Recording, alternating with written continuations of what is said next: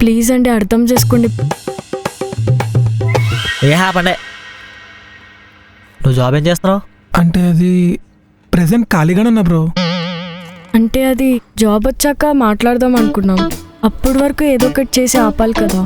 నాకు జాబ్ ఉంది, కలర్ ఉంది, డబ్బు ఉంది, కానీ అమ్మాయిలు పడేసే టాలెంట్ లేదు. నీ దగ్గర జాబు డబ్బు లేకపోయినా ఆ టాలెంట్ ఉంది కదా బ్రో. నువ్వు ట్రై చేస్తే ఇంక అమ్మాయి పడుతుంది బ్రో, కానీ నాకు మళ్ళీ ఇలాంటి అమ్మాయి దొరకదు.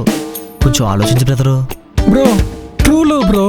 లవ్ నువ్వే చేయి బ్రో, పెళ్ళి నేను చేసుకుంటా. ప్లీజ్ అండి అర్థం చేసుకోండి. మీరే అలా అంటే ఎలా అండి? ప్లీజ్ ఒప్పుకోండి. తప్పకోవాలి. సరే, నాకు 2 minutes టైం కావాలి, నేను ఆలోచించుకుంటా. ఎప్పటికిప్పుడు మళ్ళీ కొత్త అమ్మాయి అంటే కష్టమైపోద్ది. ప్రేమిద్దామంటే ఒక్కొక్క అమ్మాయికి 10 నుంచి 15 మంది దాకా కాంపిటీషను. అదే కంప్లీట్ అమ్మాయి అయితే ఒక్కడితోనే కాంపిటీషన్.